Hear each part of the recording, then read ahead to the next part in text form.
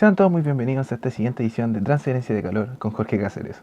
Esta vez hablaremos de las relaciones semiempíricas aplicadas en ingeniería, en donde recordaremos lo que son los números adimensionales más importantes en la transferencia de calor, empezando por el Nusselt. El Nusselt relaciona lo que es la transferencia de calor por convección con la de conducción, en donde tenemos los siguientes coeficientes de convección, el largo crítico y la conductividad térmica. Recordando que si el número de Nusselt es muy grande, estamos en una situación en donde el calor por convección es superior, y si el número de Nusselt es igual a 1, estamos en conducción pura. Ahora, cuando hablamos del número de Prandtl, se usa generalmente para medir el espesor relativo de las capas límites, ya sean de velocidad o térmica, donde relaciona lo que es la difusividad molecular de la cantidad de movimiento con respecto a la difusividad molecular del calor. Además, para metales líquidos, el número de Prandtl es muy menor a 1, lo que indica que el calor se difunde con mucha rapidez. Y para aceites, el número de Prandtl es muy mayor a 1, lo que quiere decir que el calor se difunde con mucha lentitud con relación a su cantidad de movimiento. Además, encontramos el Reynolds, número de Reynolds, que relaciona lo que son las fuerzas de viscosidad con respecto a las fuerzas de inercia. Además, nos entrega lo que es una relación para el flujo, nos va a decir si el flujo va a ser laminar o turbulento. Cuando hablamos de convección, tenemos estos 4 grupos, en donde la convección natural es el típico ejemplo de la estufa, en donde hay un flujo de calor que se transmite a un fluido. Este disminuye su densidad en la parte más cercana a la estufa, empieza a subir, el fluido que está a menor temperatura arriba, de mayor densidad, empieza a bajar y se empieza a generar este flujo totalmente natural. Cuando hablamos de convección forzada, estamos hablando de obligar a un fluido a pasar por alguna parte, ya sea a través de alguna bomba, a través de algún ventilador, etc. Cuando hablamos de convección interna y externa, generalmente estamos hablando de una convección forzada interna y externa, en donde nosotros obligamos al fluido a pasar, en este caso, a través de un fluido confinado entre capas, ya sea tuberías de cualquier forma. Aquí vamos a introducir el concepto de diámetro hidráulico. Y en la convección externa, forzada externa, estamos hablando de un flujo que pasa a través de una placa, ya sea cualquiera de sus condiciones, pero que está libre externamente. Además, cuando hablamos de transferencia de calor, dentro de este ámbito, el Nusselt toma una nueva forma, que es en donde tiene una constante. Además, está representado a través del Reynolds y del Prandtl, y estas constantes van a depender del flujo y de la configuración geométrica. En el caso de una convección forzada, externa o interna, va a tener dos formas totalmente diferentes.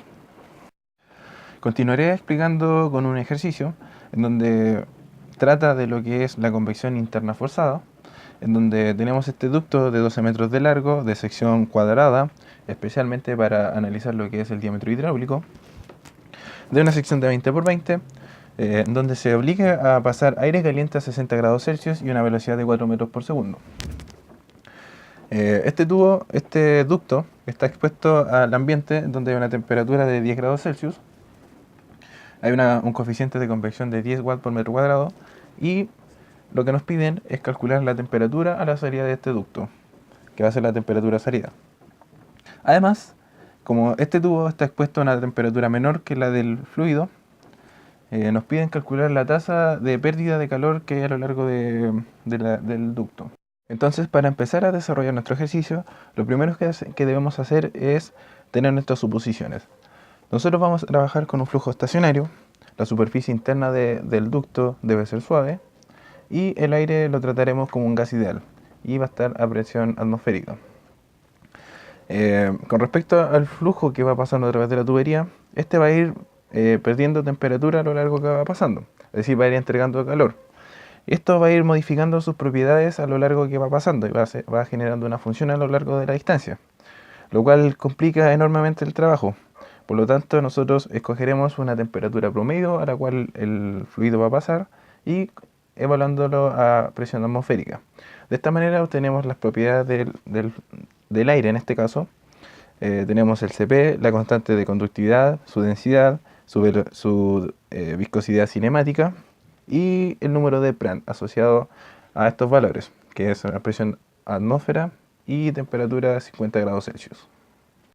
Continuando con el desarrollo del ejercicio, realizamos unos cálculos básicos respecto al área superficial del ducto, el diámetro hidráulico, que se calcula como 4 veces el área superficial partido su perímetro, teniendo 0,2 metros, 20 centímetros, el número de Reynolds, que se calcula como su velocidad, nos están dando la velocidad promedio, que es de 4 metros por segundo, su diámetro hidráulico y su coeficiente de viscosidad cinemática, obteniendo este número, 44.000. Este número nos dice que el flujo va a ser totalmente turbulento, porque es mayor a 10.000. Entonces, tenemos lo siguiente, tenemos un flujo de entrada, lo que nosotros necesitamos saber es cuál es la distancia que se va a demorar en desarrollarse completamente el flujo. Es decir, cuánto va a ser la distancia en el ducto que se va a demorar para ser totalmente turbulento. Entonces la fórmula para hacerlo de esta manera dice que el largo hidráulico es aproximadamente el largo turbulento y se aproxima a 10 veces el diámetro hidráulico, que es igual a 2 metros, que con respecto a los 12 metros de largo se puede despreciar y podemos considerar que todo el ducto se comporta como un flujo turbulento. Que el flujo a lo largo de todo el ducto va a ser totalmente desarrollado y turbulento.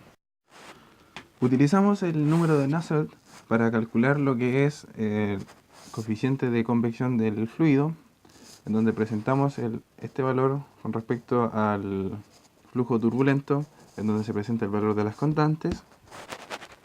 Además obtenemos el flujo másico del aire. Y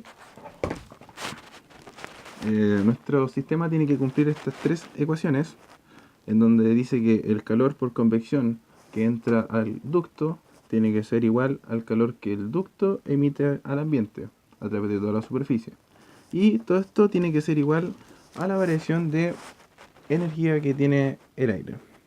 Entonces presento lo que son las tres ecuaciones que hay que resolver, en donde el calor por convección que es entregado a la superficie del ducto es igual a la coeficiente de convección del aire por la superficie, y este factor involucra las tres temperaturas, que es la temperatura de... primero revisamos la simbología. TE significa la temperatura de salida del flujo, TI es la temperatura de entrada del flujo, TS es la temperatura de la superficie del ducto, y TO es la temperatura que hay en el ambiente, que nosotros normalmente le ponemos como temperatura infinito. Entonces de esta manera, este término relaciona las tres temperaturas, TE, TI y TS.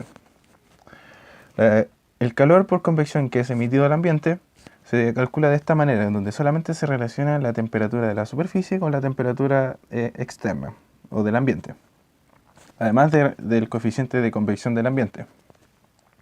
Y la variación de energía del aire se calcula como lo hacíamos en termodinámica, mCp delta T. La única diferencia es que en vez de ser la masa es un flujo de masa, pero en realidad es el mismo concepto, que relaciona la temperatura de entrada del fluido con la temperatura de salida de este. Es termodinámica porque relaciona entrada y salida. No hay mucha diferencia. De esta manera, al resolver el sistema, se obtiene el valor del calor. Este calor de acá, que es el calor que disipa el flujo a lo largo de la tubería, que es la razón de pérdida. Tenemos la temperatura de salida del fluido, que es de 45,1 grados Celsius, y la temperatura de la superficie, que es de 33,3 grados Celsius.